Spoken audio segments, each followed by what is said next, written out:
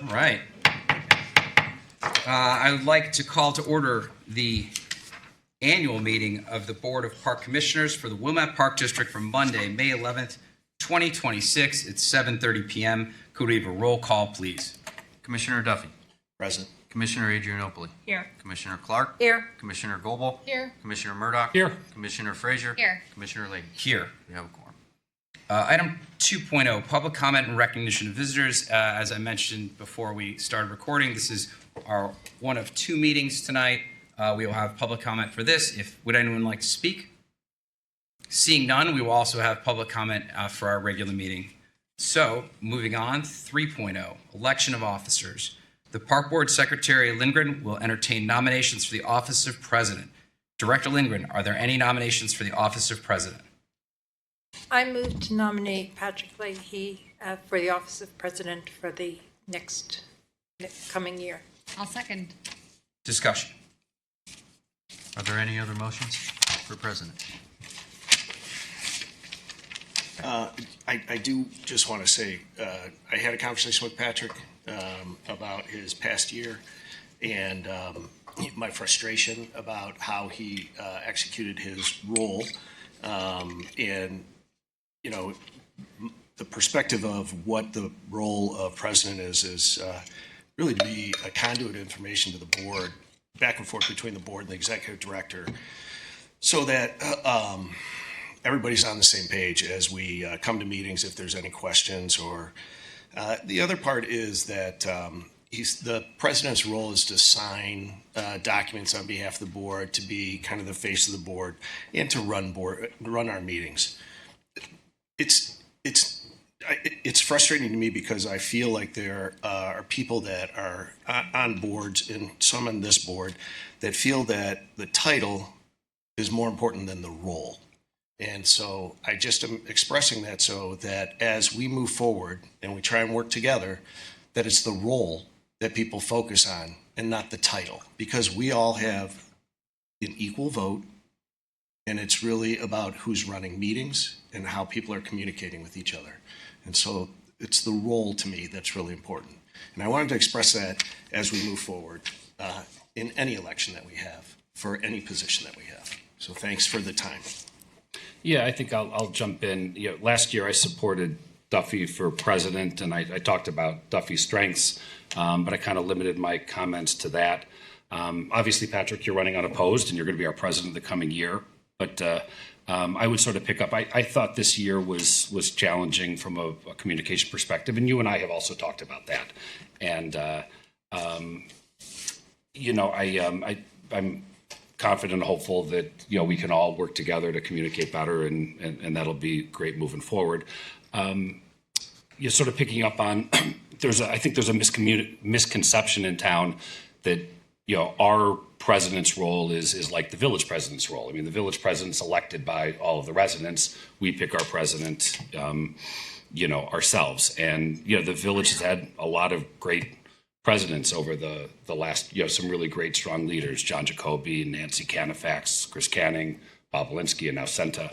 But it is a different role. And I thought Patrick probably said a couple of things that I was going to say, so I think I probably don't need to say any more than that. But I just hope that we will all work together to communicate, because we've got a lot of important stuff going on in the coming year. I'd like to take a minute to just thank you, Patrick, I think, for what was one of the most challenging years in our board's history and your leadership of it. We have onboarded successfully a wonderful new executive director. We are working through the RFP process for the Beth Hillel Synagogue, and we welcomed a new member to our board after the loss of a very valuable person in Kara Kozlaskis. So with all that change, I think that your leadership has shown through, and I look forward to supporting you for the role of president again. So I spent the last week kind of listening to people, and I certainly believe that all feedback is positive, and I, of course, can do better. I recall when I was had made a professional change. I went to London, and I didn't really change my communication style. I lean heavily on email.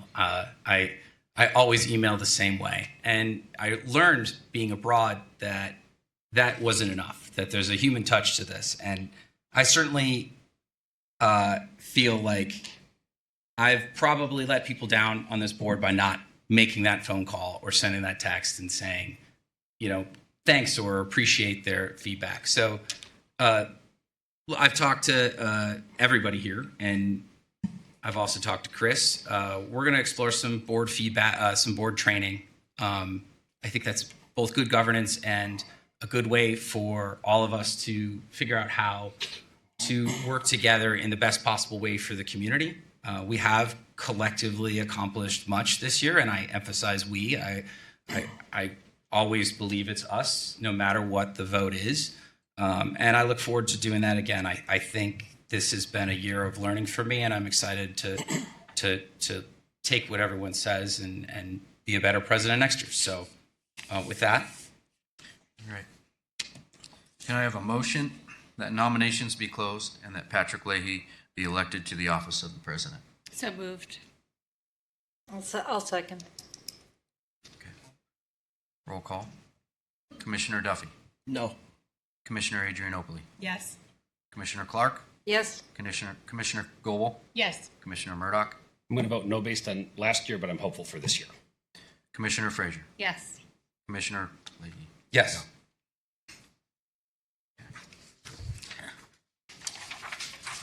The president will entertain nominations for the office of vice president.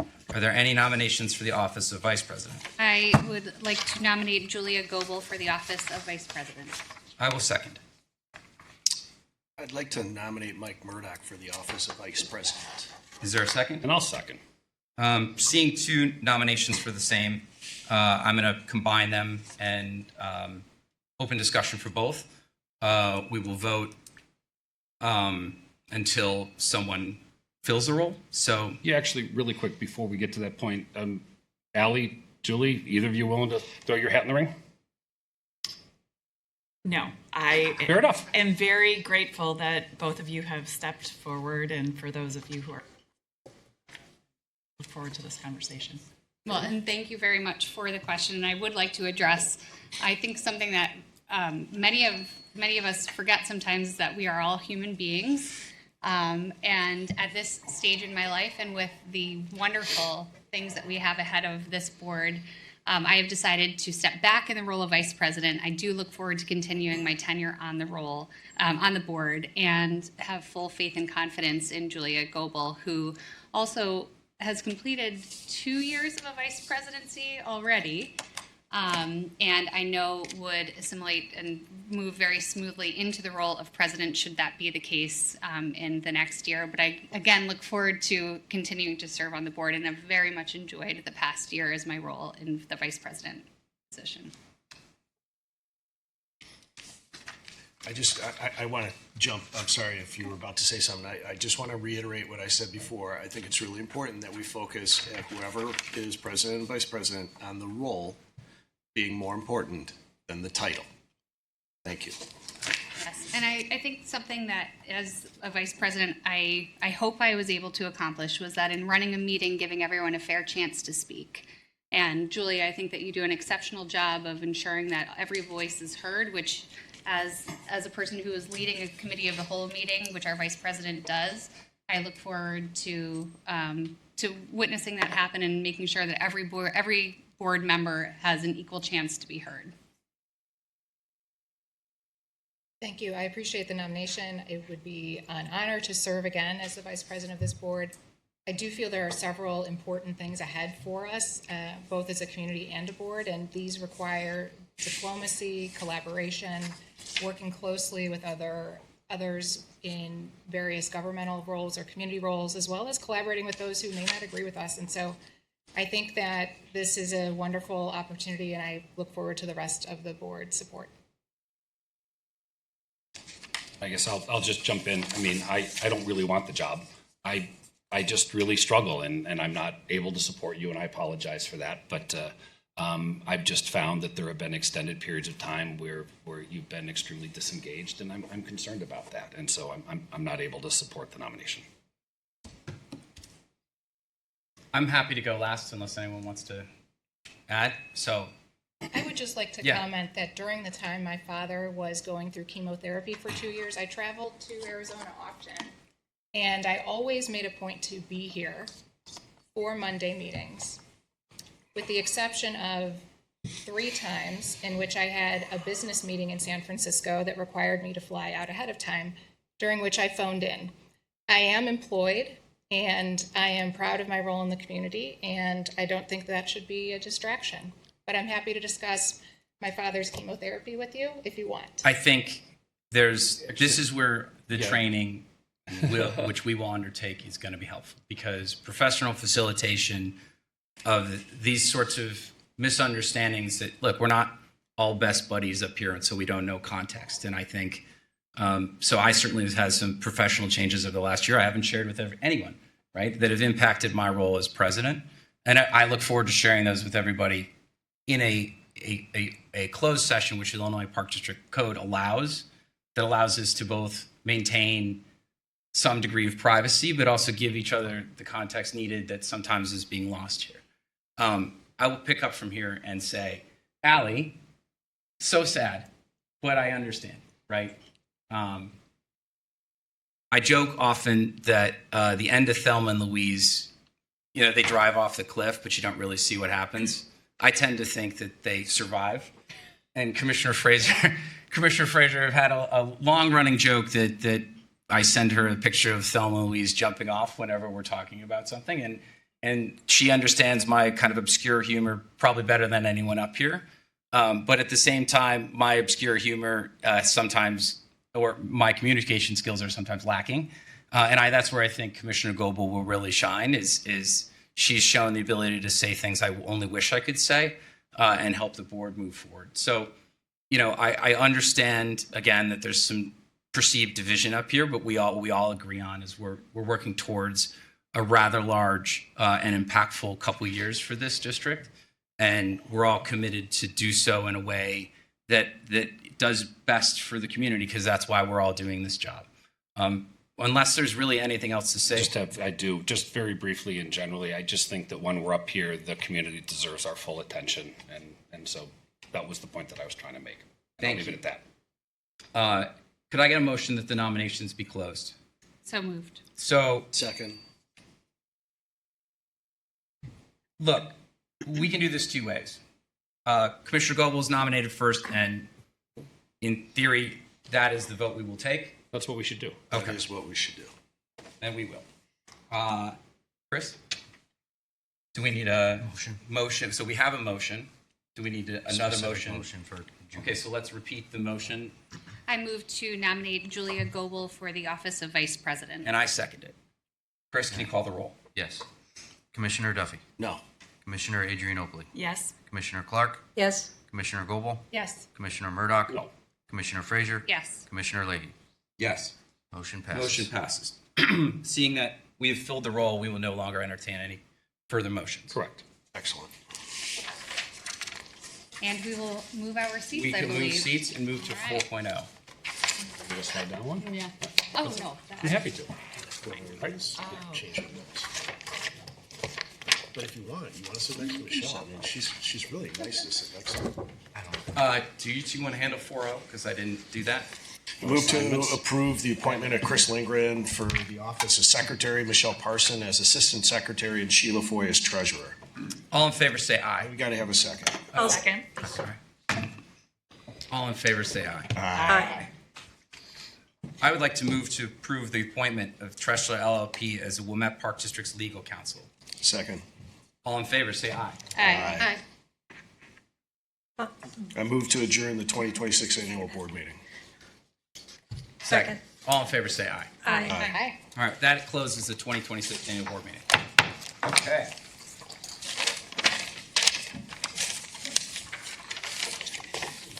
Welcome, everybody. I would like to call to order the regular board meeting. The regular meeting of the Board of Commissioners of the Wilmette Park District from Monday, May 11th, 2026 at 7:45 p.m. Could we have a roll call, please? Commissioner Duffy. Present. Commissioner Adrianople. Here. Commissioner Clark. Here. Commissioner Goebel. Here. Commissioner Murdoch? Here. Commissioner Frazier? Here. Commissioner Leahy? Here. We have a quorum. Cecilia. Oh, sorry. I move to approve the consent agenda of the May 11th, 2026 regular meeting of the Board of Park Commissioners, a copy of which is to be attached to and become a permanent part of the minutes of this meeting. I'll second. Chris. Commissioner Duffy? Yes. Commissioner Adrianople? Yes. Commissioner Goble? Yes. Commissioner Clark? Yes. Commissioner Murdoch? Yes. Commissioner Frazier? Yes. Commissioner Leahy? Yes. Motion is approved. Excellent. Moving on. Communications and correspondence. Is there any additional communication or correspondence commissioners like to bring to the table? All right. Seeing. I have no additional correspondence. Anything we received after the packet closed will be in the next meeting. Correct. Although there was a fair amount of communication. We did, on the yes. Subject. Number 4, public comment and recognition of visitors. Looks like we have a lot of folks here that are regulars. So, as you know, we'd like to, well, if you plan to address the board tonight, we'll ask you, please come to the podium and speak into the microphone, as actually we've all been instructed to do. Each speaker will have up to 3 minutes. We will notify you when you have 1 minute remaining, 30 seconds remaining, and when you're out of time by holding up a sign and giving a verbal cue. Everything said during the meeting is recorded and broadcasted live on Channel 6. Please note that the full policy for public comment is printed on page 3 of the meeting packet and explains the procedures the board adheres to in order to maintain a respectful and efficient meeting. I'd like to remind everyone that we're a community of neighbors, and as such, we want our meetings to be civil and courteous as possible. We have a sign-in sheet. Alan, you're first on the list. So why don't you come up?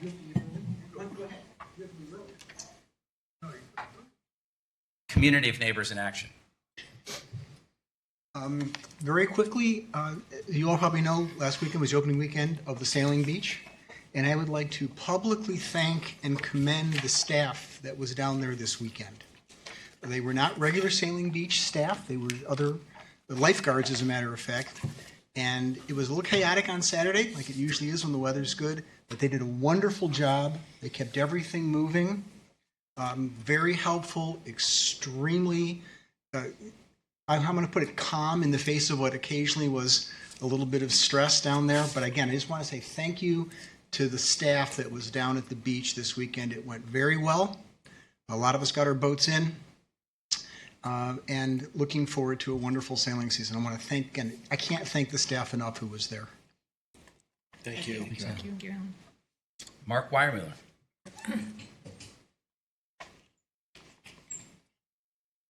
Good evening. I'm taping myself, Mark Weiermuller. Would you like us to hold you? I So- kind of like doing it that way. I can pan around and see everybody. The clock's up there. I've got 2:54. For people who haven't been to a meeting like this, anybody can come and speak in public comment. So back to, again, my name is Mark Weiermuller. I can't find it on the video feed. I'm just wondering if this is being recorded right now. And if somebody's actually looking at that, if it's live streamed, I'll find out later. Or if somebody wants to text me and say they see it on Channel 6.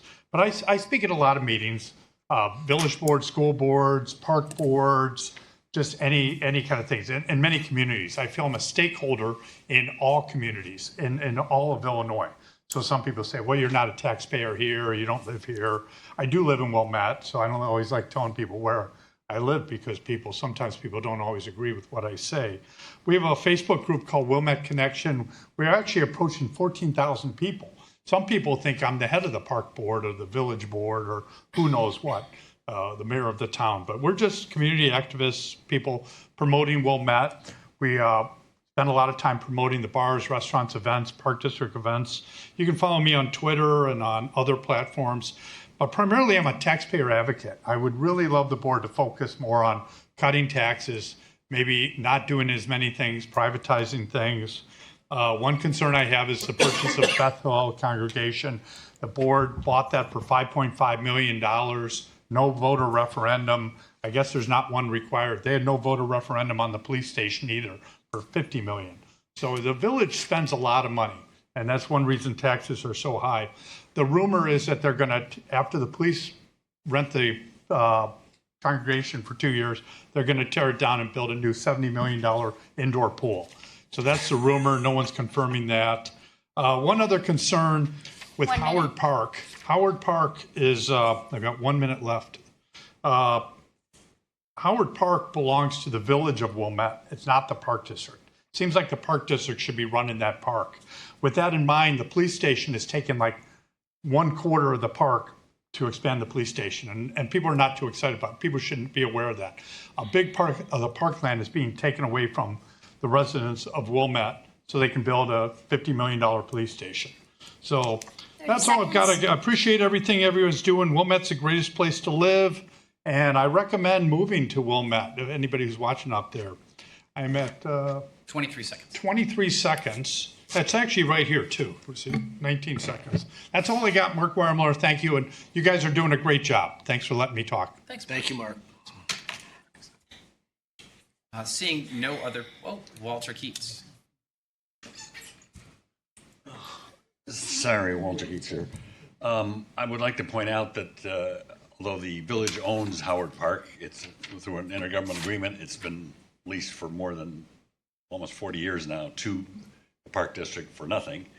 The final plans that I've last seen for the village, for the police station, indicate that the amount of land that's going to be taken by the police station is very minimal. They need some extra land now for the construction, which is a normal sort of thing, but that's certainly not what the final thing is supposed to do. Regarding property taxes, I would like to point out that the largest consumers of property tax are the school districts, District 39 and New Trier. It's approximately 2/3 of all of our property tax that we pay goes for schooling.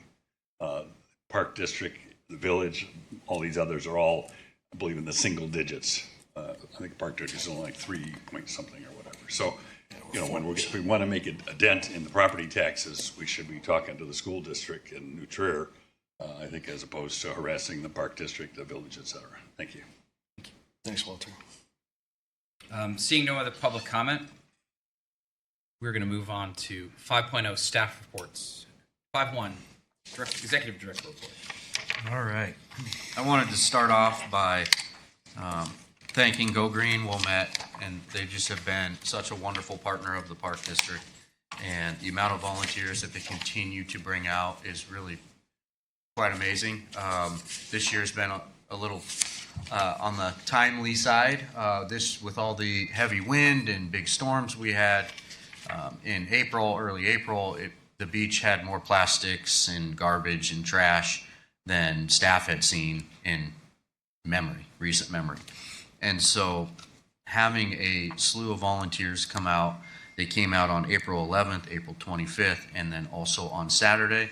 Alan, Saturday was a busy day at the beach, and they were going from 7 a.m. till well after 10 p.m. at the beach with all the different things that were going on. So it was an active area. But Go Green Wilmette, they held their anniversary at the lawn, and it was a wonderful event. It was really great to see how engaged they are in the community and how many people showed up to support them. So I just wanted to thank them as just a true partner of the Park District. Again, Centennial, if anybody was free this weekend or had little ones in the ice show, we had our annual ice show on Friday, Saturday, Sunday, and the team did a great job. It is quite the effort to get that rink set up for the ice show, and everybody from the staff, a big shout out to Florence and all the team that worked really hard, not only to put it together, but to put all the numbers together, all the volunteers, all the skaters. It was really a great show, and a lot of smiles, a lot of flowers.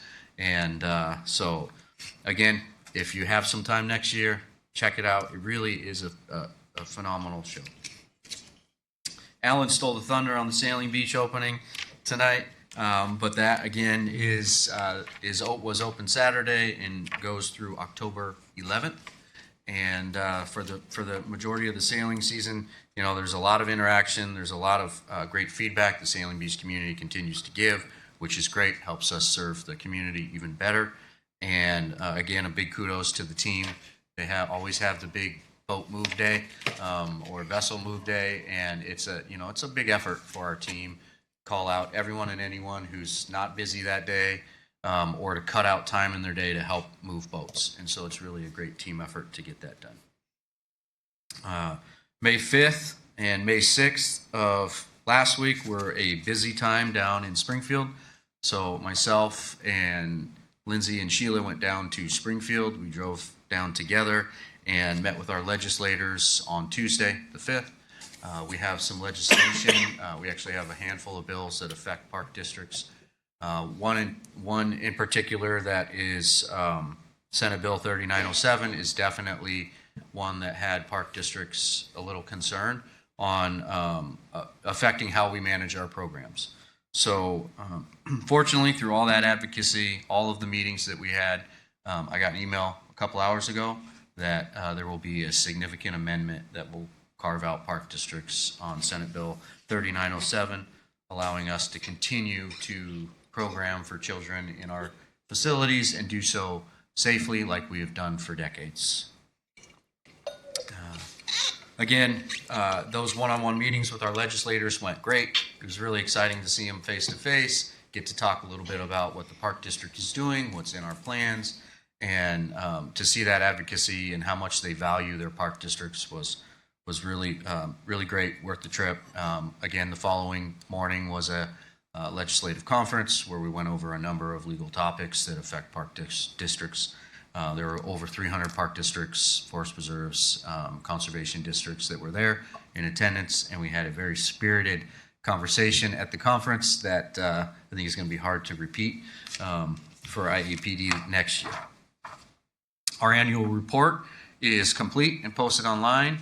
I would highly encourage, we have a couple copies up front for anyone that wants to grab one. That is as tight as we can get everything we do in a year. So JP is sitting here in the crowd, and big kudos to their team, and then every one of our departments who plays a part in compiling as much information into a small period of time as possible. There's a lot that gets done, and kudos to everything that this great team has accomplished. Moving on to staff reports, parks and planning.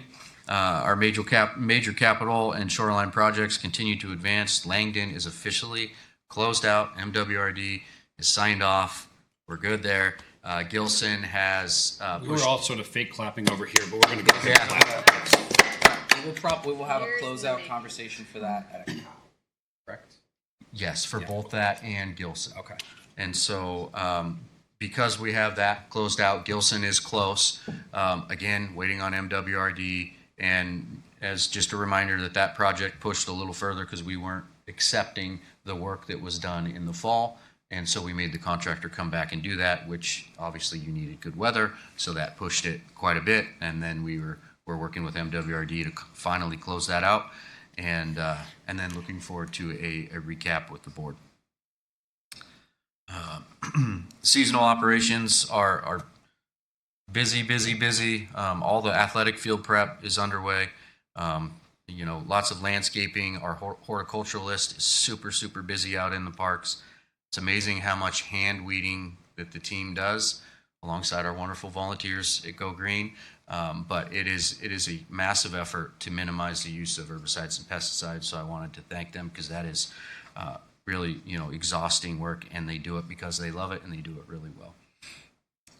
Staffing updates, we filled in our crew leader position, full-time crew leader position, as well as our parks labor position. It's one of the beauties of hiring from within is great, but also now you got to backfill those roles. And so we're able to do so here. And Josh is probably feeling a little better having his team getting almost at full capacity. We had another internal promotion that we are looking to fill as we speak. The building services completed many facility projects. I can't say enough about Nancy and the team. The pool preparation went phenomenal this year. And we hope that we're off to a great start for the pool season, but that is a ton of work.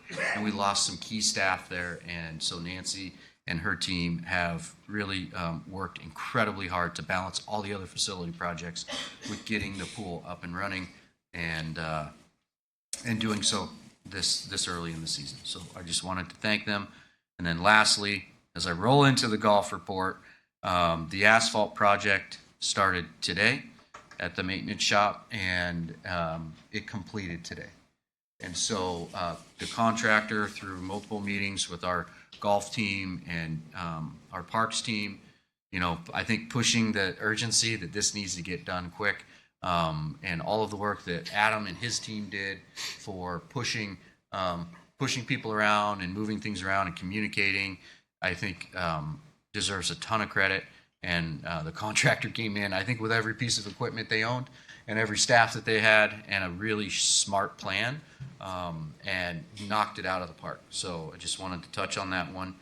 And then they'll have to Before you come. go past that, if I recall, the original plan, we were expecting it to be well over a week, right? So A that's week to phenomenal. 2 weeks, depending Yeah. on That's weather. phenomenal. Yeah, that's Yeah. incredible. Yep. Incredible. Thank you, Adam and Josh. Yes. All right, moving into the golf report. It was a little wet this spring, and I think that, again, a testament, the golf team and what Nick and his staff have done for all, every year they are looking at the course conditions. When it rains, they know where their wet spots are. They're just so involved in that course that's where they start their game plan for the fall early in the year and throughout the year. And so they were able to accomplish a number of drainage projects that they do every year, but they got a lot done this fall in-house and saved a ton of effort and costs by not farming it out. And the course was in better condition, I think, than it has been in many, many years, and it's a collective effort of that forward-thinking process of their team to continue to get that drainage in and do it in-house. This year was a great example of that. And when Adam's like, we're open, and I said, that's fantastic. They really, that work pays off, and it takes a lot of time and a lot of effort. So I wanted to note that, and that revenues, despite the rainy season, remain on budget. Membership revenues, as we heard before, are projected to finish at record levels, so our membership is higher than it's ever been. Golf events and outings are reaching capacity for larger group bookings this year, reflecting the strong demand, community engagement, and program participation is very strong. It's great to see all the youth out there, the adults, the families, after-school golf classes are at or near capacity. And again, course conditions continue to progress. And with the new drainage, we have the new equipment. Staff is very pleased to have the new equipment, and as well as the autonomous mowers are in full swing, and managing the taller, wetter grass quite well. I talked to Nick today about how those things they give you guidelines on how they should operate at their best. But they not only deploy them, but they see how they're operating, and then they go back and make adjustments as necessary, and so that they're really operating at their greatest. Moving on to the recreation department, rec staff, again, focused on summer readiness. We have staffing, we have training, logistics, coordination for camps, pools, the lakefront, seasonal, everybody is in full gear swing. Lifeguard trainings are happening all day, all night, weekends, and as much as possible to get everyone in and get them trained and trained well.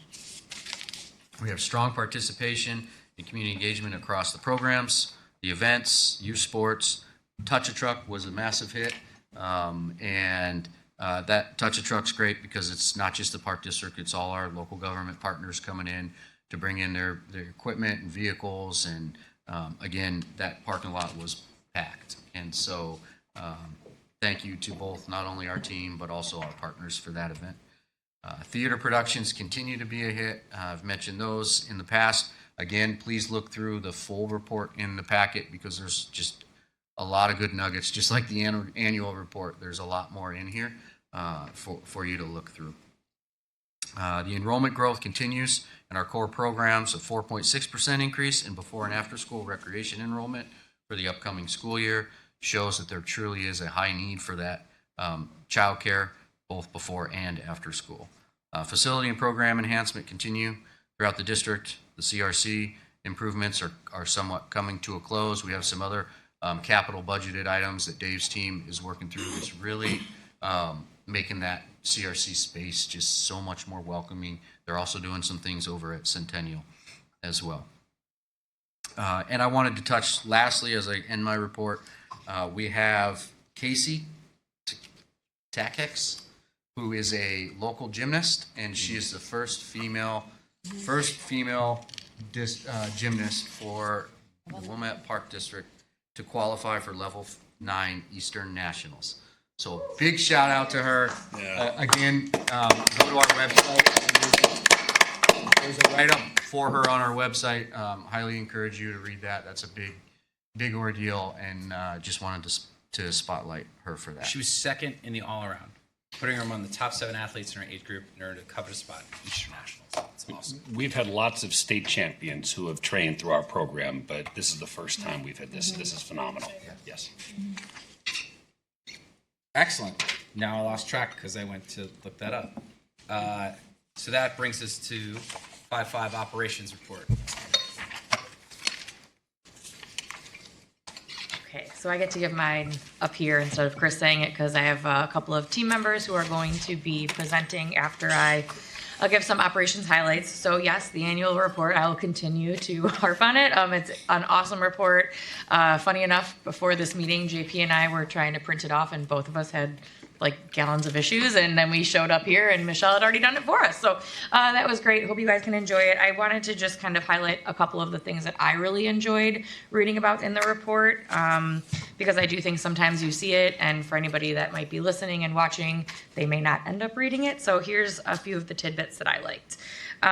It's longer than last year's because we're continuing to build on the information that we want to share. Last year's, they put it together really, really quick, which was awesome. But we had a little bit more time to get prepared for what we wanted to include, different fun, unique ideas of numbers to pull to really show the community what we do as a district. So some of those pieces that I really liked were that on page 5, we offered almost 4,000 opportunities for patrons to be part of in 2025. 4,000 opportunities. That is amazing. I live in a neighboring town that does not offer that many, and I know many of those people that come to our district to enjoy what we do, so I think that's really, really special and important. We use the same image that the village does in their spring communicator issue for the property tax percentage comparison. So yes, we are at about $4, I think, and 23 cents of every tax dollar. So that's a really great representation of how low it is for the cost of, what we're doing at the Park District. The how we play infographics on page 12 and 13 are really fun. They highlight a lot of great information. And then the 59% open rate on page 18 for our emails. I feel like you don't know without understanding the context of what a good open rate is. I thought I'd bring that to light. So, Google AI, trying to check my sources as much as I could. Generally, I think a good open rate is between 20 and 30%. Please correct me if I'm wrong. And for things that are considered maybe like a government or a nonprofit, it's even higher than that at 35 to 45. But we're 59. So that just goes to show how we've directed our communications to the public and to our patrons, and that they really are reading the things that we send them because they want to read the things that we're sending them because they're important to them specifically. So I think that's really great. Moving on to human resources and risk management, Carol Heafy, our HR and risk manager, will be up here shortly to give a presentation on how her department supports the staff throughout the summer and getting all their hiring together. There's just so much work that happens behind the scenes. Nobody sees the hours of staring at a computer and filling out, background checks and offer letters and, engaging with all of our team members over the phone or through Teams chats or through email, just to ensure that everything is still correct. So staring at the computer for hours and talking on the phone for hours, and the staff that do it still leave every day with a smile on their face and a pep in their step. Thank you, Eric, for always having a really great attitude towards it all. So I'm excited for her to really explain the work that nobody sees behind the scenes and give you a little taste of what her team does over the last 4 or 5 months. Other than that, different things to highlight for the HR world. The WISE workshop was put on by Carol, Dave, and Doug, and I got the pleasure of being selected as a speaker or a presenter for that, where we did a lot of fun team building activities.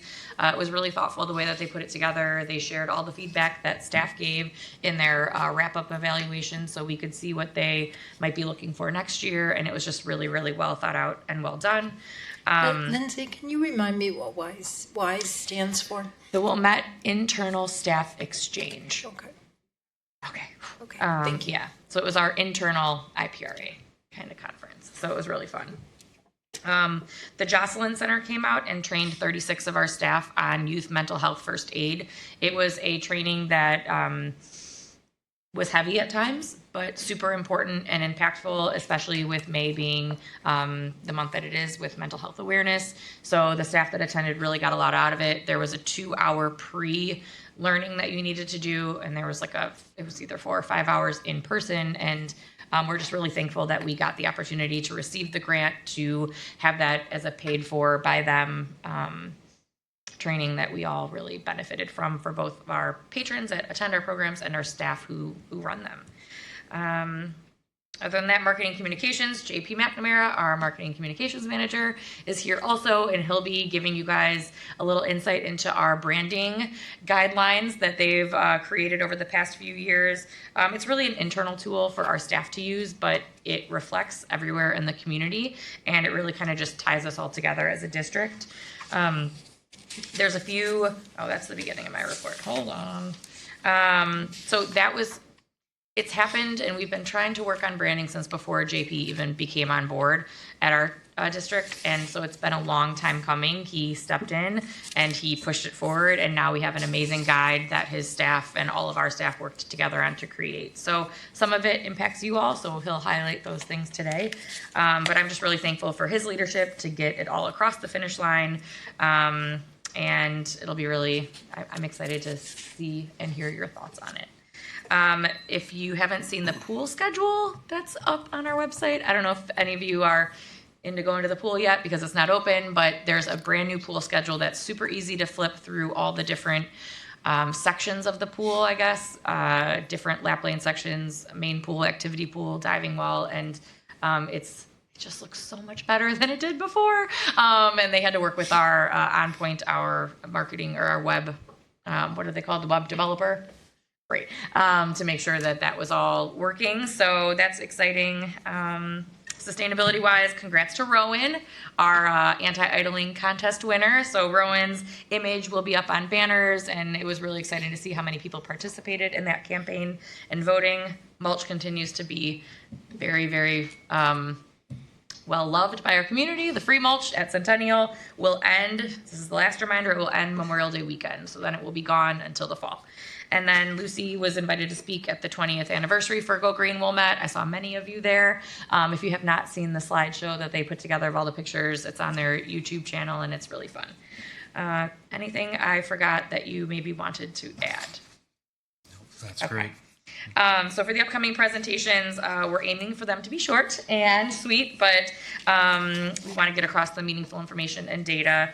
And if you just wouldn't mind saving your questions till the end, I know that both of them are looking forward to getting up here and reviewing their presentations with all of you.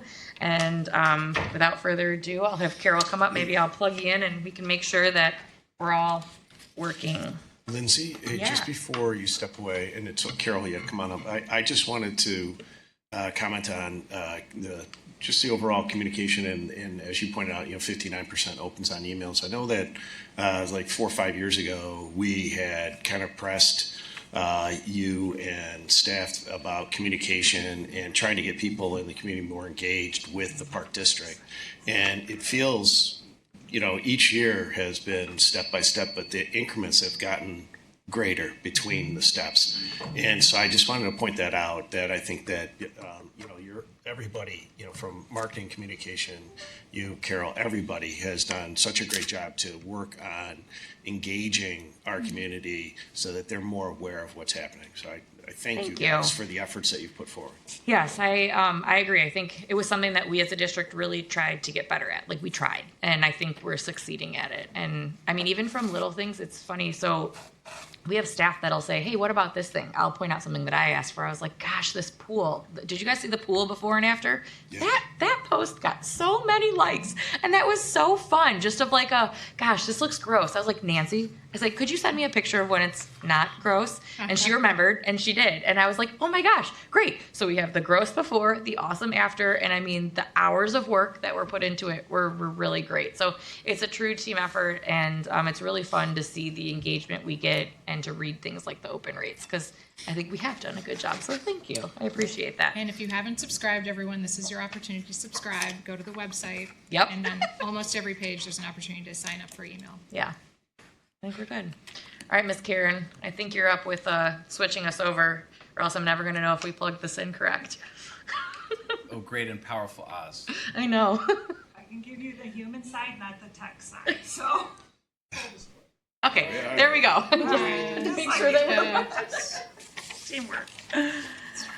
Hi, haven't seen you guys in a while. Hi, Carol. All right.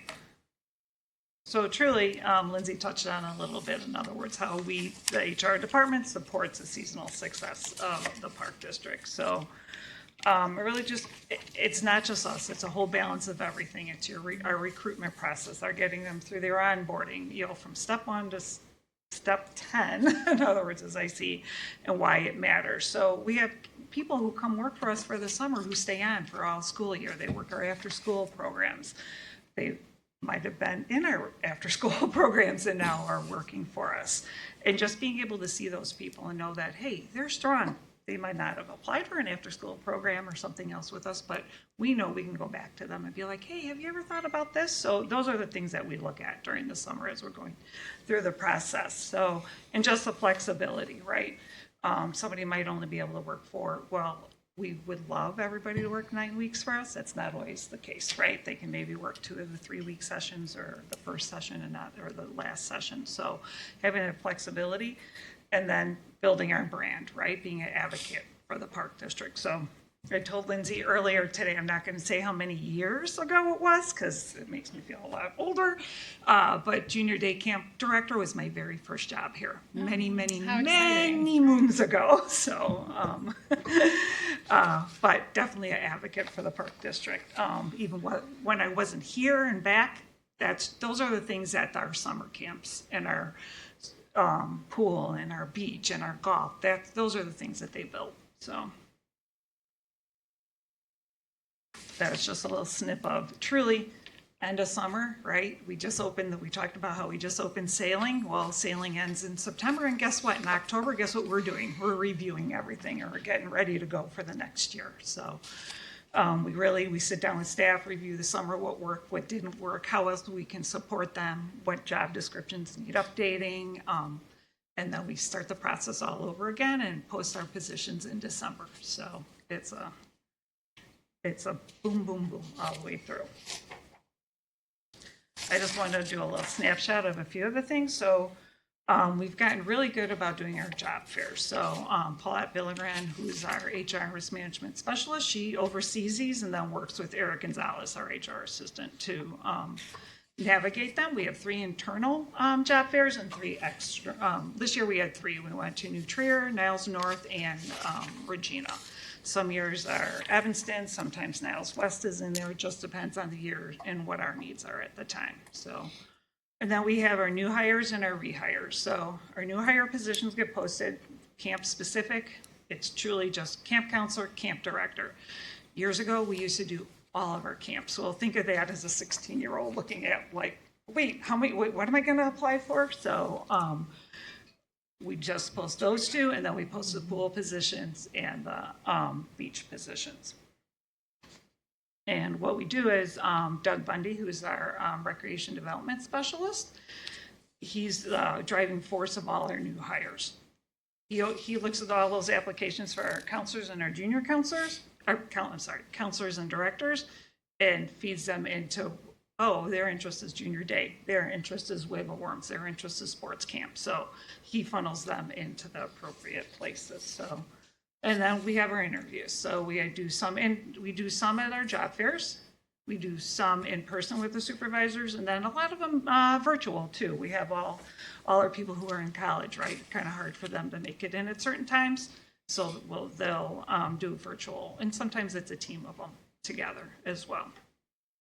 And then the offer letters. So the supervisor creates the offer letter, the HR assistant looks at them, makes sure they're accurate, and then sends them off. If you are 18 or older, you have to pass a background check. And then from there, onboarding into Paycom begins. This is just a little snapshot of what our staffing is. Overall, we have 43 camp positions. So like I said, if we put them all out, it would be a really lot and a lot of very overwhelming. So when somebody applies, there is a list. So by interest, you can say, oh, I would like this is my number 1, my number 2, my number 3. And that's where we disseminate it from there. So, and then all our lakefront positions that do get posted and the pool positions as well. And then it's off to training. So Lindsay and Chris had both alluded to we're into training. We are into training. So before anyone's first day, as they're getting onboarded, they do our mandated reporter, our sexual harassment, and bloodborne pathogens. So those are done. And then it's all in-person training from there. So in fact, Eric we have our first CPR AED class this Friday. So, and then Megan starts tomorrow is when they're starting all the lifeguard training. So this is just a little snapshot of the different applications that we received. So 1,004 applications, but 571 positions. So some of those are dual, some are people who can only work a week, 2 weeks. So that's truly, we do look at those people who can work our full summer first and then go from there.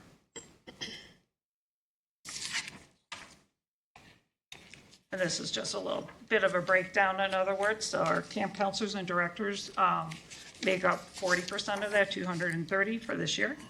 Our non-camp staff down at the lakefront, 216, and 125 at the pool.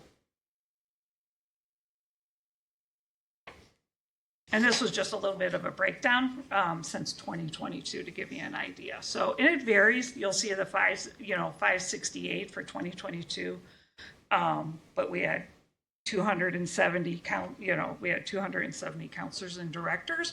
We also were coming out of COVID. We still had junior counselors, and we had many staff who could only work a couple of weeks. So it took a while to get back into that routine. And it varies by a few, just depending on the year. So like for the lakefront, you might see the difference from 231 to 216 for this year. They might have just had more lifeguards who could lifeguard the whole summer as compared to part of the summer. Odds and ends. So rehires account for approximately 42% of the summer staffing. Some staff have been with us for over 5 summers or more. I'm going to call out Lauren Ashley, who does our junior day camp, and she's also been with our after-school program for the last 5 years. And Annie Woodward, who used to be a Wiggle Worms counselor, director, and is our recreation coordinator. Average number of summers is 2, and about 40% of our after-school staff comes from our summer programming. So it truly is a catalyst for that. And we have multiple family members. Truly, we'll be talking to people and they'll be like, my mom was a counselor. I was helping out at Ramona School a couple weeks ago. I saw somebody who's a teacher there. She did summer camp for us, but her mom also had done summer camp for us many, many years ago. So it truly is, it sticks with people. So it makes them, it's a feel good. So, and we onboard over 550 staff between January to June. And the unsung hero in that is Eric Gonzalez. He is our HR assistant. He looks at every single offer letter. He pushes them through. He puts them into Paycom, makes sure everything's ready and set for them for training day. Questions? It's quite a process. It's really a process. Very much so. Carol, there was something discussed within the past few meetings about a pool that you now have of employees that can be called upon should we have staffing fluctuations. Yeah. Can you tell us just a little bit more about that? Yeah, so that's a counselor on call. So those are the ones that truly can only work a week here, a week there. They're going on vacation. They're doing camp for their own high school, their high school. So then it's a pool of that. So if you know ahead of time, somebody, a lot of times, especially those going into freshman year of college, where are they going? They're going on, they have to go for their orientation for themselves. But we know that up front. Those are people that we schedule ahead. But people do get sick, and they're the ones that we get to call and be like, can you come to junior day today? Can you come to Wiggle Rooms? Can you be a Hummingbirds counselor? So they truly are on call and could be at 5 camps in 1 week. What a great way to retain wonderful employees, almost like a Yeah. sub pool that we have. Exactly. Yes. And the age, just as a reminder, begins at 15? 16. So we do okay, have a thank you. few 15-year-olds within our like hummingbirds and doves, but other than that, they're all 16 or older. Okay, So. thank And you. truly, we get multiple years out of everybody and teachers because they're off for the summer. Thank you. It's a great report, Carol. And, I think for a lot of people, a lot of children, their first experience outside of school is in a park district camp or program. And then for a lot of our teenagers, it's their first job. Right. So I think it's really wonderful to hear how you and the staff have led this through. Yeah, and it truly is a team. I mean, all the way from marketing all the way on up. It is everybody. It's a team effort. So Great. So I did have the question about available hours versus employees, and you answered that while the variance in employees may fluctuate, the average hours of the hours needed is probably roughly the same. Right. In many cases, it sounds like you've gotten it down to such a science that you probably would have more employees for the same number of hours to have that applicant pool, which prevents Right. any sort of the issues that inevitably come up with 500 people. sure, absolutely. I did notice, and I wanted to comment, the retention is really impressive, especially with what you're doing with the after school. The folks that are doing during the school year after school work, they know that they might necessarily get a leg up for a summer job, but it's certainly available to them, and that makes those jobs, those school year jobs, more compelling and enhances them, which is Right. obviously helpful for a difficult to hire It environment. is, right? In fact, we have a meeting tomorrow to do our fall hiring prep for the after-school programs. So Yeah, it never it's stops. all overlapping. Right, and then I also said to myself, like, if the fact you have a bunch of family members recommend it means that they're recommending it internally in their own household. All this points, and then the number of applicants, 1,000 applicants for 500 jobs. All this points. Oh, and we know on a board level that staff is using these hours efficiently, so it's not like we have excess employees. I think we're all on top of that, Chris and staff. Yeah. And all this points to these being great jobs, right? And that's great jobs for the kids, most of whom are actually probably not from Wilmette, right? Yeah, well, I bet you about a third at least from A Wilmette. third, third from at Wilmette, least, 2/3 yeah. from outside Wilmette. Yeah, That's excellent, Yeah. right? It's not like these are community members just going to the closest place. This is a good job, and it's great to see that play out in the data. yeah, absolutely. So, Thank you, yeah. Carol. Thank you, Good. Carol. All right. Thanks, Carol. Thanks. Thank you. Maybe. If I can get this on. Man.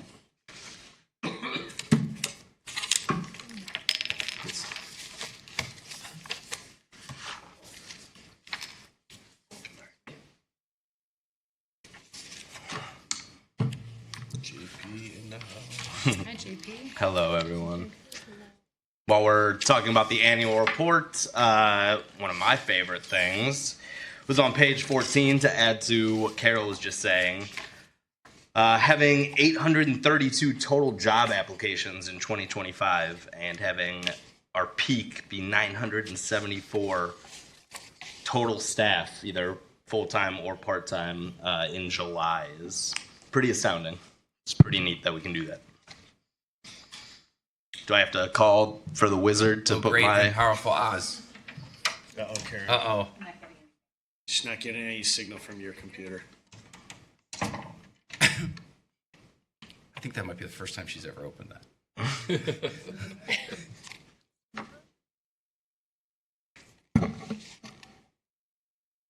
Try to import.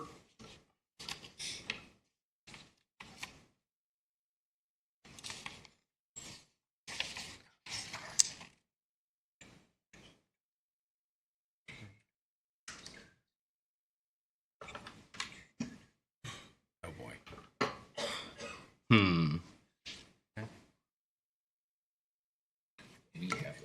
We do have the presentation, Okay. and it is available in the packet for those watching. I also have an extra version here if anyone needs a hard copy. Okay. So we're just going to go with the hard copy. Let's and do it. Available. Uh-oh. We could do the overhead There's a down. drawer there's a drawer on We the could put a hard side, copy on your left the side. Do you see a knob on the side? Okay, Michelle's all. We could recess. No, Look at, Oh, wow. yes. now there's an overhead, so you just put it on there and it'll come up on the screens. Oh. Well, no, use the hard copy. Oh, I see. Michelle? I don't know.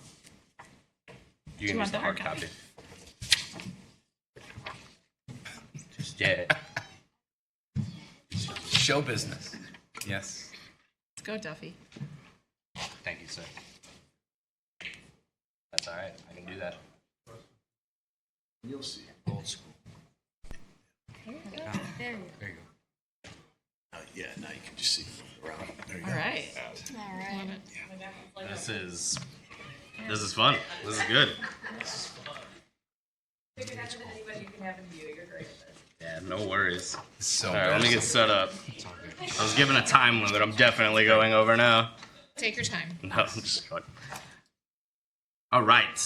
Setting the table for this. First and foremost, I just want to thank Lindsay Thomas as we're celebrating operations department tonight for her advocacy and support. It's been amazing. The rest of the marketing team, Natalie and Mariana, for everything that they do. We wouldn't be able to accomplish nearly what we do without both of them. So shout out to them. To my knowledge, this is the first comprehensive branding guide the Wilmot Park District has had. When I arrived nearly 2 years ago, we had a wide range of branding in use, different logos, colors, styles, depending on where you interacted with us. A resident could receive a receipt with one look, walk into a facility with another, and receive an email or mailing that looked completely different. And that inconsistency was fairly common from what I was seeing. That kind of inconsistency creates confusion, but more importantly, it prevents us from building a strong brand recognition in the community. In Parks and Recreation, brand recognition isn't just about marketing. It directly impacts trust in our organization, perception of professionalism, sense of pride in our facilities and programs, and overall user satisfaction. The branding guide, the reason we did this, establishes a clear, unified foundation for who we are as a district. When everything looks and feels consistent, whether it's a sign, an email, or a facility, it reinforces competence, builds familiarity, and ultimately strengthens trust and satisfaction. I want to reiterate what I have written up there. The branding guide was not about restrictions for our internal staff, but really about alignment internally, externally, community-wide. I have some show and tell. Here are some random things, including some of the membership cards that I noticed were being used. The one is an active one, it's mine, but as you can see, the envelope and the other one are things that I noticed that were out and about even as early as this year. And so trying to consolidate that has been my mission here.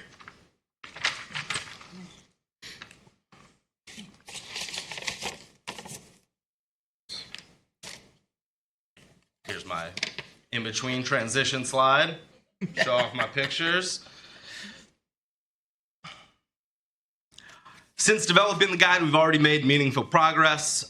We've standardized core admin materials to ensure consistency in everyday operations. This includes business cards, name tags, envelopes, letterheads, memos, agendas, minutes, even the PowerPoint presentations you've seen staff use tonight. These are foundational touch points that reinforce professionalism across all departments. We've also begun updating how our community interacts with us directly. This includes those membership IDs, so those will be a thing of the past. We're working with RecTrack on rolling this out properly. So myself, Bill from IT, and some of our recreation staff are figuring out the best ways to roll this out and make sure that everyone is up to date in our system and has our new membership IDs with new photos, relevant photos. As you can see from the example that I passed around, that person was using that pass that was issued in 2002. So that speaks to us needing to do a little bit more due diligence on making sure that our system is updated. We still have people marked correctly as residents of Wilmette in our system, and so this rollout will allow for that as well.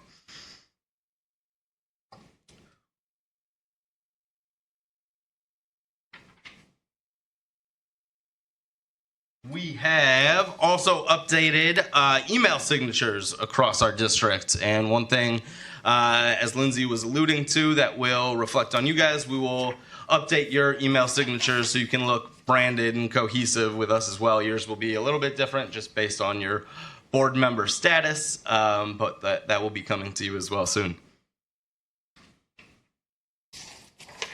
Some additional things that we're doing include visual identities and recognition. So I'm going to go over two of those things, a sub-brand and a division mark. If you think of the Wilmette Park District logo, the blue logo that we're spreading around everywhere as the large umbrella for everything, a sub-brand would be one of the things underneath that. These are currently our 3 sub-brands that we have here at the district. Sub-brands represent standalone, external-facing facilities or clubs that operate under the Wilmette Park District umbrella. These entities often serve broader or more sophisticated audiences and require a more robust branding system.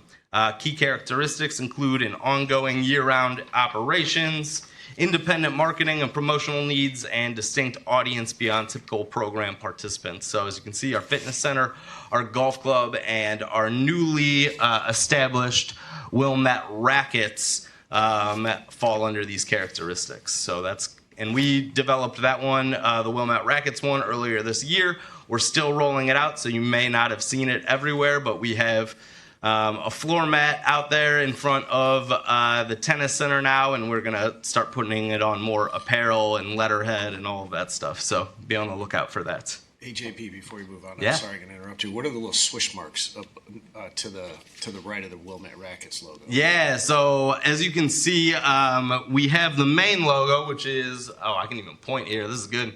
Right here, this one. And then we have kind of a deconstructed one that could go horizontally on letterheads or some pens or something along those lines. And then as you can see, this swoosh that gives the balls their motion here, actually, if you turn it right side up, is actually a W for Wilmette. So it's incorporating all of the different colors in the logo, but also a little hidden feature of the W there. For a win. Thank you for asking.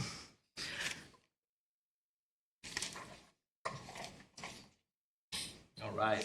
The next one we have here is a division mark. So we understand that some of our different departments also have branding needs, but we didn't want them, in the past they had developed their own logos and brands, and that strayed a little too far away from what the Park District was and how we wanted to represent them. So we created what's called a division mark. A division mark are secondary identifiers used for internal or program-specific communications. They help departments speak directly to enrolled participants while maintaining a clear connection to that Wilmette Park District master brand, as you can see. So appropriate uses include handbooks, manuals, program communication, and division-specific materials. We also have something called a team branding style, but I didn't include that in your presentation tonight. One of the other things that we are implementing is we're creating tools for staff like templates.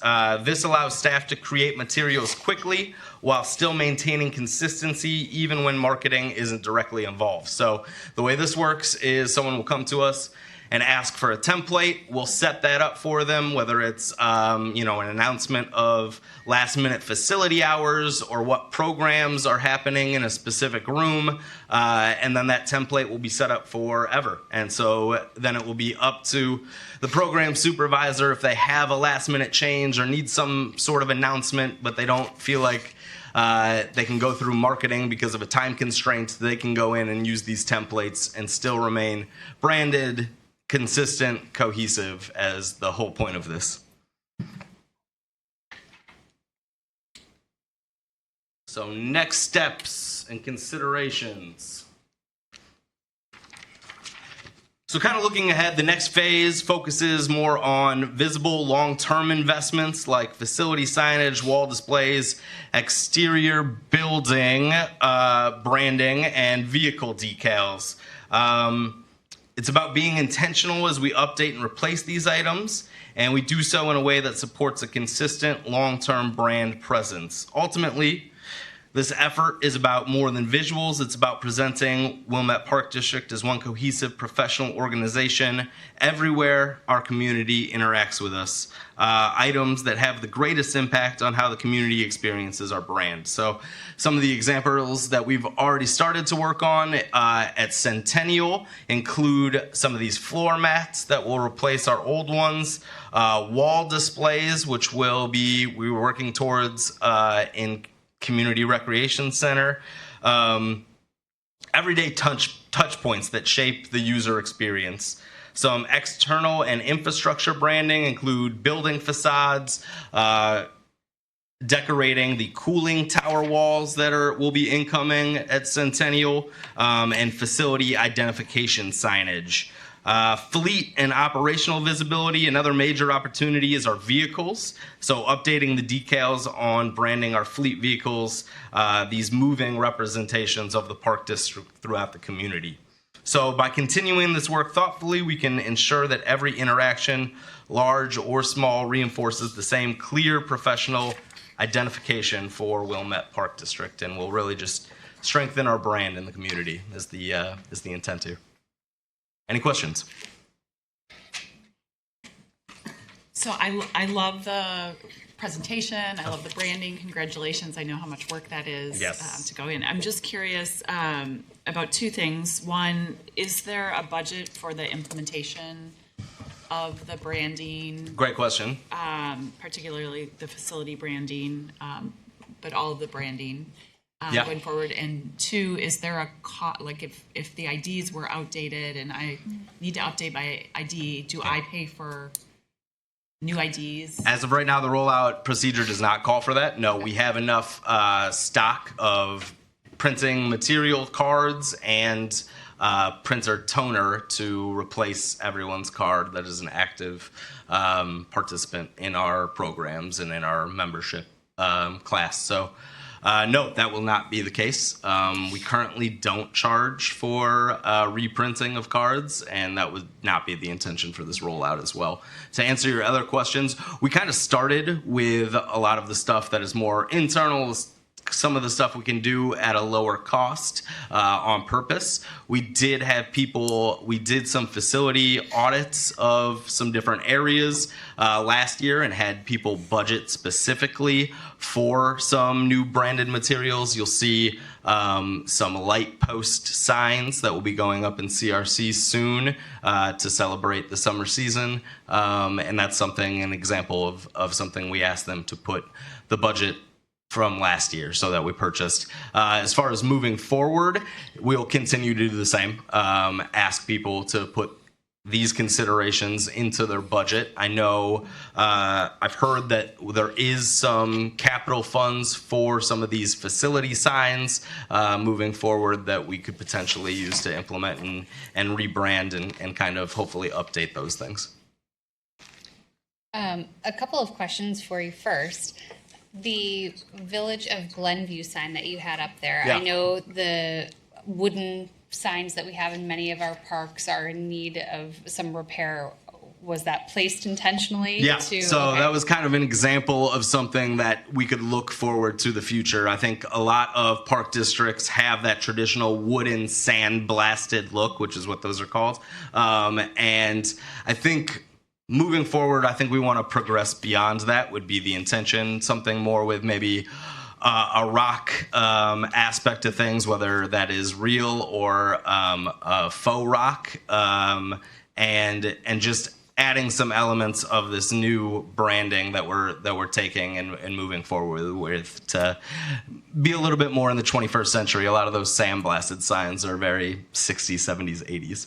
And then with the different brands, for example, Wilmette Rackets, I know for some time we've had our golf facility offer apparel for sale, and I would imagine there's an appetite for that in the different facilities. Will we be offering then merchandise for the different? Yeah, so the tennis facility right now has a gear shop that people can shop at, and yes, that is fully Jason's intention and one of the impetuses for why he wanted to move on a new collaborative logo and to represent all of Wilmette Rackets. So yeah, that is definitely his intention. That's great. And then finally, a compliment, because you called your staff out, who are, of course, remarkable. Amazing. And I would like to make sure, because this is the first meeting I've been able to say it directly to you, because I do feel like I mention your name regularly, but everything that we look and touch has been a result of you and your team. And the open rates since your onboarding have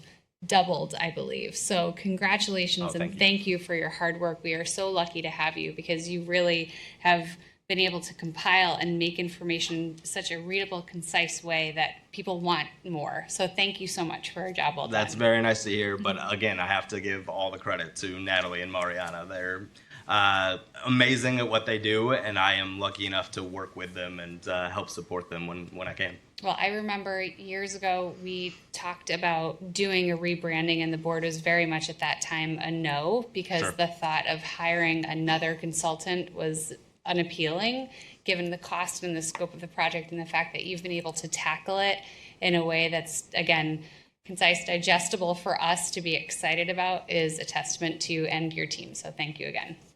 Thank you.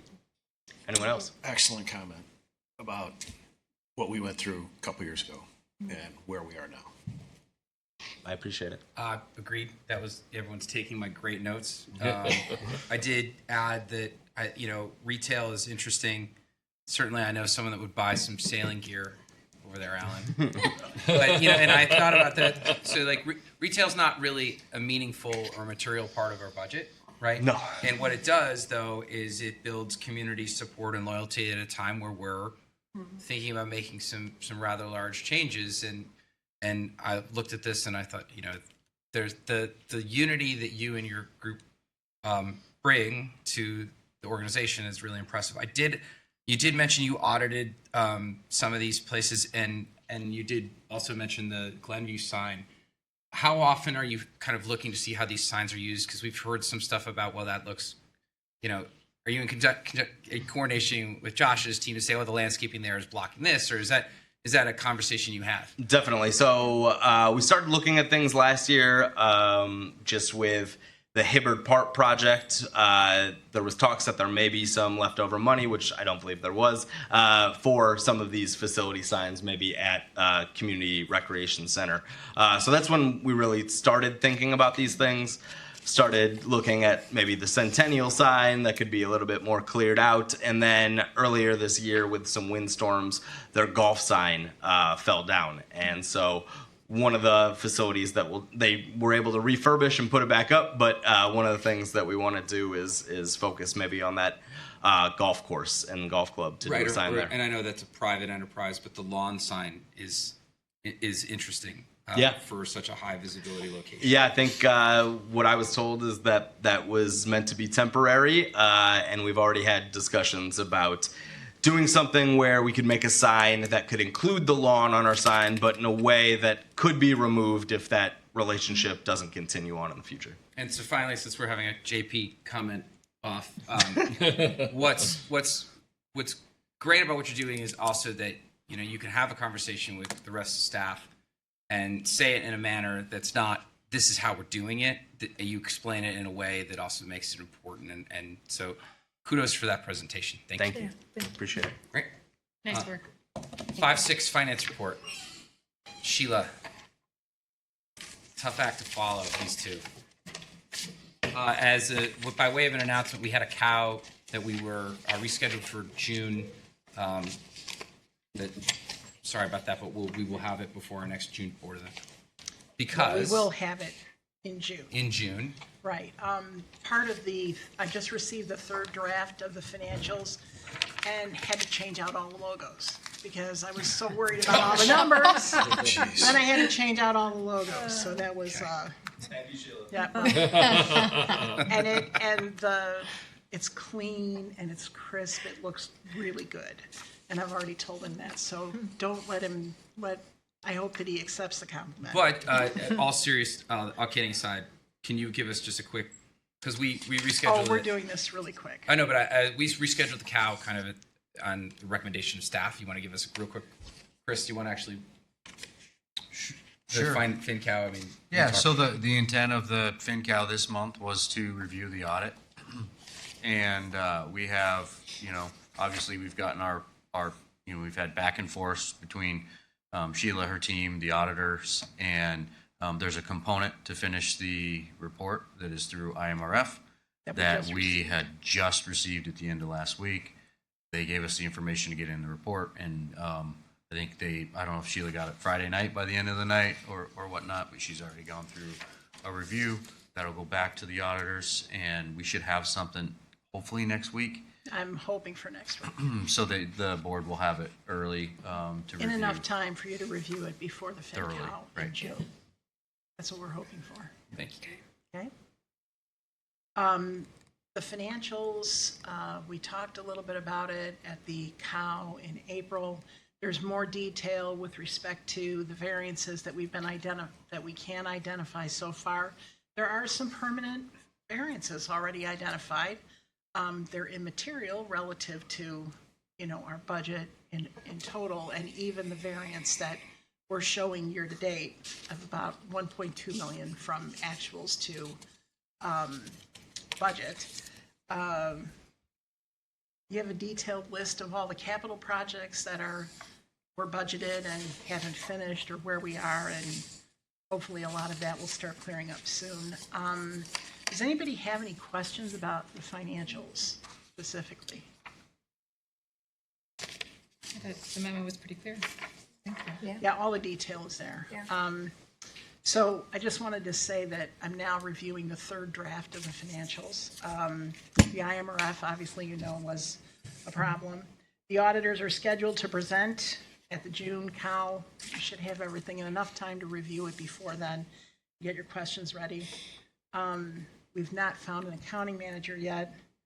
I'm hoping we do that sometime soon. And we're also taking a look at our cell phone contracts. We haven't looked at them since I've been here, so we're looking at them now just to make sure. Look at cable, that's always fun. So we're looking at a lot of these charges, and right now we're looking at the cell phone. I'll let you know what we find. I just wanted to add that Springfield was interesting this year. It was really informative, and with this bill that there was just a lot of, I don't want to say chaos, but there was a lot of commotion related to this bill, and hopefully it's going to be helpful to us in the Park District and not problematic for us. And then the only thing that's new is I received the preliminary tax levy approval for 2025, and we are spot on. There was no difference between what our tax levy was that we presented and what the county has approved. So that was great news. Anybody have any questions? None? Awesome. Thank you, Sheila. Thank you, Sheila. Scrolling all the way up, we are going to 6.1. I move to approve the Centennial cooling tower replacement contract in the amount of $1,359,500 with Pro Temp of Illinois Incorporated. Second. discussion. Go ahead, Joe. I can start this off. So we had a conversation at the COW, kind of preluding this discussion about where we are with the cooling tower replacement, the steps that we've taken to get there, that we were working with the contractor, ProTemp, to verify, add some scope. We had to add some scope based off of the conversations with ComEd and some changes on the site. So we were ensuring that not only from that standpoint, but also with the sound wall configuration and final details associated with the engineering and the design of that, that we were bringing to you today for an approval. And so I'm definitely pleased to see the competitive bidding come in where it did. As you look in the memo, we had just over, we had $2,052,000 budgeted for this portion. This is half of the portion of the project. That was the difficult news we received at the end of last year as we were going through this budgeting process. As a matter of fact, the numbers that we had on hand were through a joint purchasing contract, which is an already competitively bid contract environment to move forward with. We often bring joint purchase contracts to the board for a number of things such as vehicles and equipment and things like that, where they've been previously vetted through conversations. And, Josh and I looking through the scope, obviously that number seemed a little off, a little high. We figured we would look at the scope. We broke it up ourselves and clarified the scope for public bid. We went out to public bid.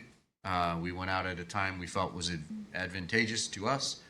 Fortunately, the contractor has been great to work with, and over the last few months, kind of holding to their numbers from last year. And so we're pleased to see a number at $1.359 million, significant savings from what was already competitively bid from a number from last year. And again, I'll preface that with we do have some other costs that will go into this, which would be the relocation of the ComEd line, the main line that feeds. There's 3 feeds into that building. We talked about that last week. The one feed, of course, goes right underneath where this needs to go. But we have had issues with that line over the course of the last decade or so plus, with that underground line actually failing. We've worked really hard with ComEd to get them on a tight schedule to minimize the impact of that work, as well as to work really hard on sharing some cost with them. So I am expecting to see that cost from them in the next Several weeks. I think it's within the next couple of weeks so that they can move forward. So as soon as I know that cost, I'll definitely pass that on to the board. But we feel that, between that and some other ancillary items, such as, any changes we do with the cooling tower enclosure that may come from, some other feedback that we'll have throughout that process, we don't expect that to exceed $100,000, which keeps us about $500,000 under budget. That's great. Do we want to pause there and ask any questions relative? Because I think that's an important point, that we do have a rather large difference. As Mike likes to say, if this were the other way, we want to have a similar conversation. And so does anyone have any questions for Chris about it? Well, I actually do have kind of a question, because once the tower is moved off the roof, is there going to be reconstruction of that roof? Yes. Will be necessary, and Yes. that has that been estimated yet, or? So that's part of the same estimation. When I So- originally brought that to you, I said that the numbers looked high. We will be working on those. Matter of fact, by moving the cooling tower off of the roof, obviously we're displacing a lot of the roof load, and that's a pretty heavy structured system. Although we still have it's a deep parapet wall. I mean, it's going to collect a lot of snow. Mike and I have had some really great discussions about being creative and finding some ways to make the repair, not put bubble gum and duct tape on it. We're a local government entity. We fix things right. But being smart in the solutions, and I've already got the engineer has has gone back out to look at some suggestions that we had for him to look at to tighten that scope and find some significant cost savings, which I expect us to do so. And we'll have more of that information later on this year. Ideally, I'd love to bid it out at the end of the year for next year. The money is in next year's budget. If we get, some significant headway, my plan would be to adjust that capital budget number for next year in our process. That's coming up fairly quick. So it's hard to gauge where that'll be at, but I think that'll be an important part of the conversation. Josh, could you talk to us about the bid process and how you selected this bid? Because you mentioned there were 2 bids in your staff memo. Yes, so we had 2 bids that were submitted. We went with the lowest responsive bidder, staff. Several of the staff, Chris included, we reviewed the bid. We reached out to their contractors that they had supplied for references. They all gave good references that they did good work. They were with big entities that specialized in some significant industrial size HVAC equipment, so along these lines. And they gave great reviews. Additionally, with the 2 bids, I did want to note that the second bid was roughly $40,000 more than what this bid came in at. And one thing to note with the second bid was also time frame. So the time frame to get the job complete for this contractor is roughly 5 months, start to finish. The second contractor came in at 330 days to complete. So double the time. Correct. And what is the expected time frame to start? We plan to issue as soon as we get approval from the village. Well, first through the board, Park District Board, then through the village. Then we'll go from there and get with the contractor and get this process started. So we can at least get the equipment ordered. So then that way, the equipment is one of the longer lead times. So then that way that is ordered, and then while we work with ComEd, we can get all that situated, the foundations and footings and everything ready for that. And we have gotten ComEd to commit to dates. Obviously, if there are storms in the area, that'll take precedence, but we have hard dates from ComEd in July to do the move. There will be a shutdown. Josh has already worked on securing a generator so that we don't lose ice. Again, we'll do the work smart. We'll make sure that, that we're going to keep the existing cooling tower, which is limping along. We will keep that running, and we will make all of the connections to the new area, the new slab. It'll just be us just sitting and waiting for that unit to show up. The second that unit goes in, they'll install that unit. They'll disconnect the existing unit. They'll make those tie-ins to minimize the impact on the rink at that point.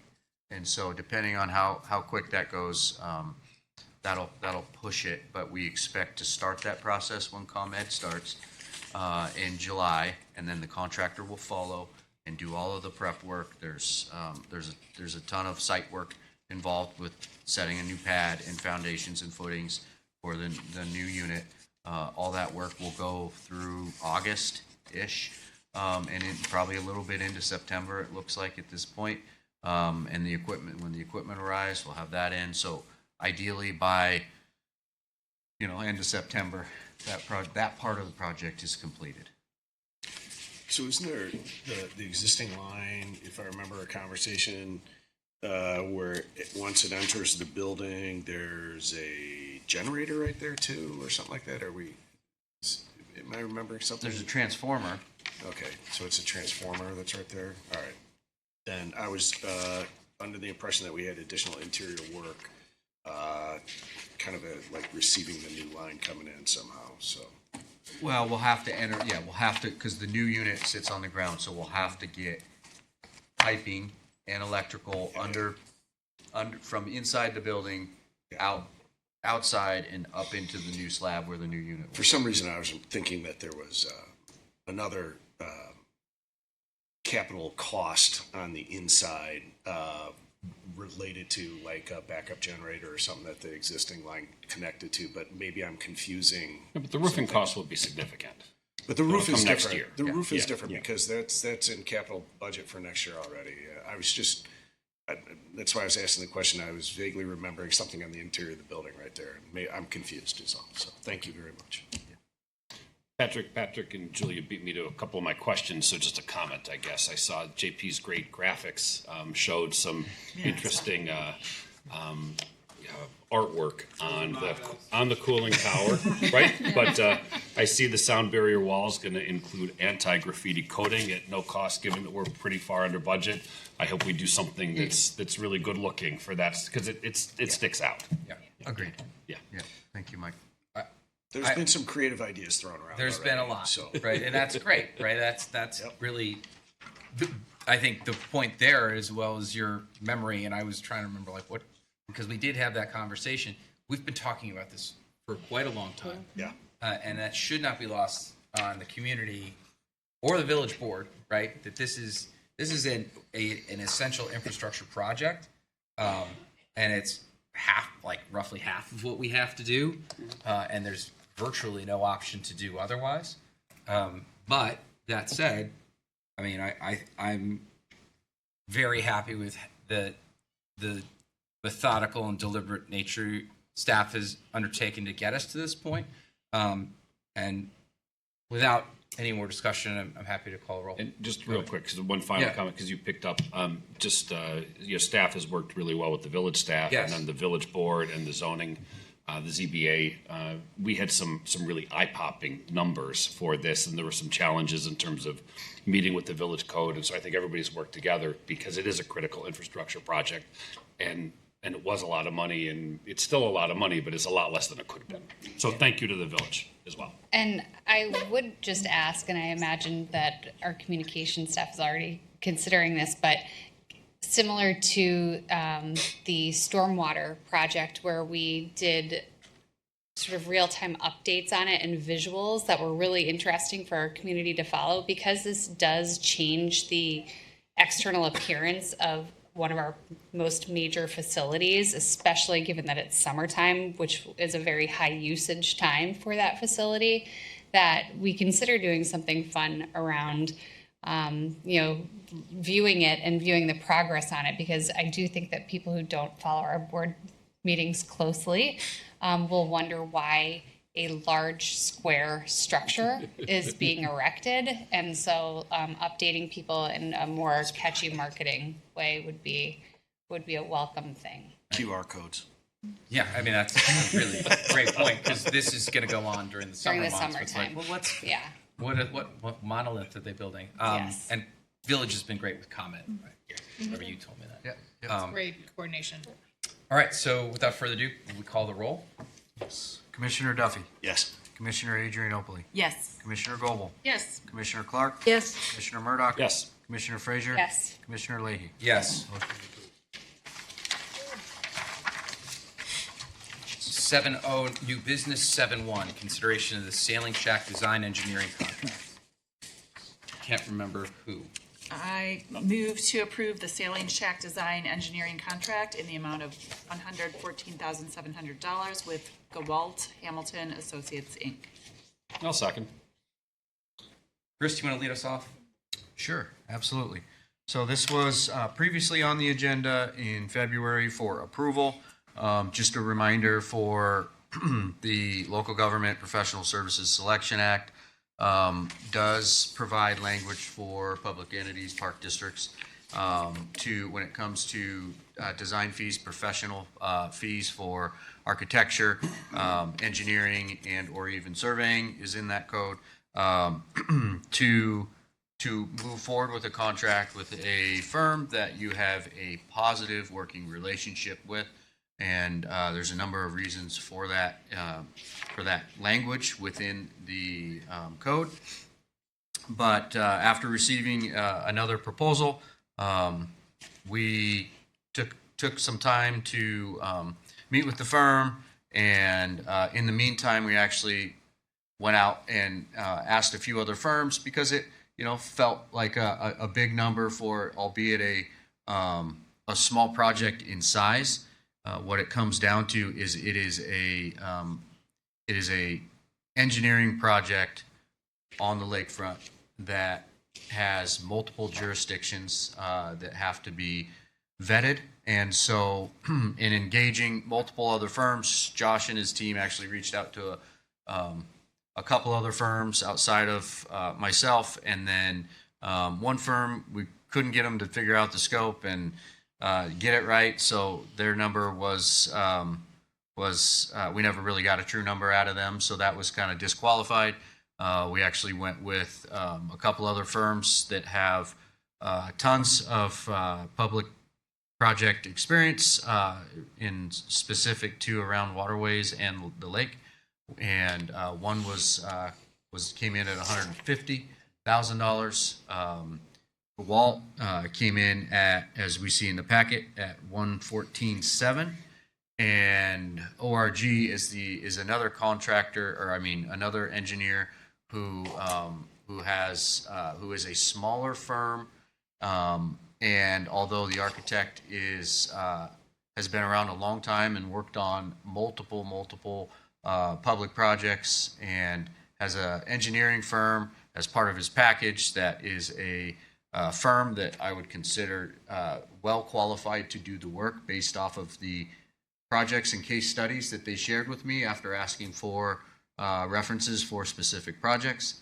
And based off of compiling the information, we reviewed it thoroughly. Both myself, Josh, and Anna, our planner, reviewed all of the proposals as we would in a typical bidding process, and have found Gewalt to not only be the most qualified firm to do the work, but we already have a great existing relationship with them. And of all the qualified firms that we found, they were actually the least expensive. Thank you. Yep. I'll jump in. I think it's important to note that there was a lower cost bidder, a local resident. There's been some exchange between him and me over the course of the day that I think everybody was copied on. It'll be in the packet next month. But I'm not sure. It wasn't in public comment. So it wasn't. So maybe it won't be. And Okay. also the fair emails, disclosures on those emails were rather prohibitive. So I don't know. I know that he had copied other sources. Correct. Although I did. So you're right. I may be mistaken. I will look back to make sure. Fair enough. Yes. At any rate, I think it's worth noting that there was another bidder, and he was lower. But because he appeared, as Chris had said, we sort of slowed down the process a little bit, and as a result, Gewalt Hamilton came down a little bit, which is great as well. But there was talk about the difference in the bids, and what I had pointed out to him, and I wanted to point out to the group, is that as a part of the scope of the entire project, the difference is going to probably be a fairly small percentage. And back to all of the reasons why Chris thought that Gewalt was our best bet, I certainly support that, and I fully intend to support this motion. I want to point out that this is a complicated project because you're on the sand, so you have to deal with the Army Corps of Engineers. We have to deal with the village because their 2 water intake pipes run right through that area, and then how to deal with shifting sand. Not everybody has the engineering experience with that. You can do math, but how many people have done these projects?